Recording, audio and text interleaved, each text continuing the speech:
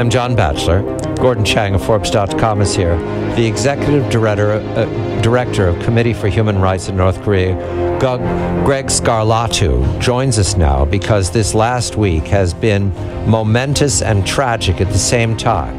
A new report with graphics, drawings, which were made by human beings witnessing the sadism and the mass murder of other human beings, not in the 1930s, not even in the 1970s in Cambodia, but right now, probably right now, underway in North Korea.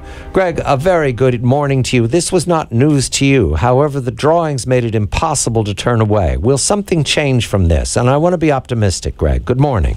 Good evening, John. Certainly something will change.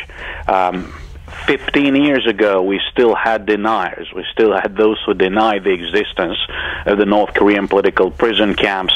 Of course, unfortunately, we still have Holocaust deniers to this day.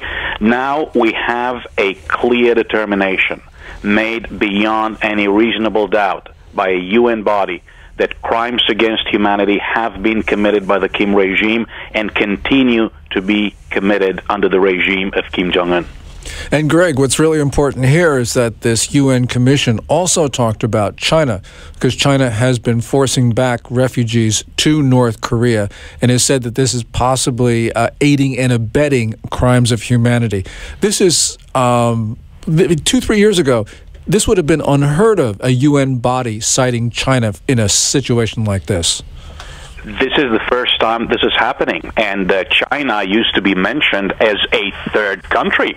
This is the first time that it's called by name, and certainly the Commission has also recommended that the UN Security Council submit the North Korean case to the International Criminal Court. Of course, that's not going to happen over the short to medium term because of Chinese opposition. However, the price of unconditionally supporting a regime that has been found guilty of having committed crimes against humanity is going to be high. That position, over the long run, will turn out to be untenable. What do you want to happen right away, Greg? Right away, we would like to see NGOs such as the Committee for Human Rights in North Korea building on the findings and recommendations of the Commission, reaching out to governments, international, regional organizations, civil societies, other NGOs, to build international momentum on a par with what was done in the 1980s to do away with South Africa's apartheid. We shouldn't shy away from condemning the North Korean system as a system which is in the post-communist, post-industrial, kleptocratic phase of this dynastic regime of the Kim family. Ideally, we would like to see a case being brought to the International Criminal Court. Realistically, that is very difficult over the short to medium term.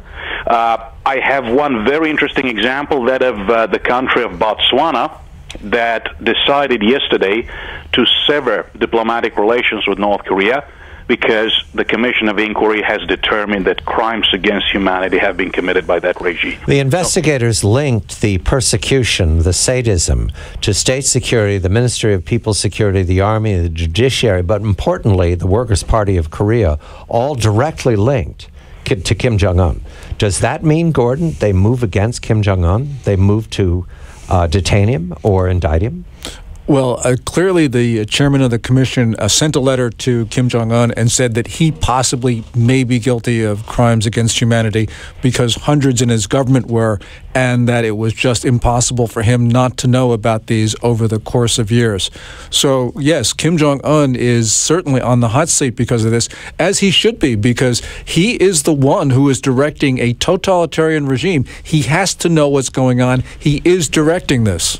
Greg, let's back up the SUV over a couple of instances we've had over these last months.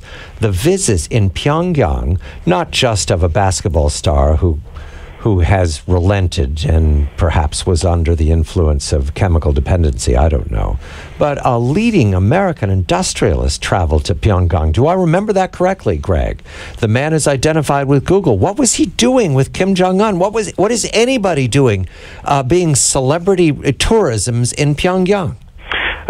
It's very ironic that Kim Jong-un never met with the CEO of one of the most successful enterprises on the planet, Eric Schmidt, CEO of Google, but instead he found the time to meet with Dennis Rodman on 3 separate occasions.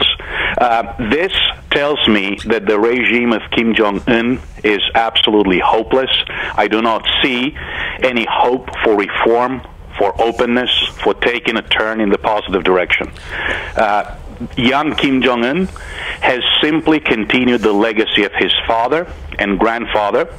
He's clearly playing by his father's playbook, and he has taken the brutality of the Kim regime to new heights, to the extent that he has had his own uncle, a member of the core of the Kim family, executed in December.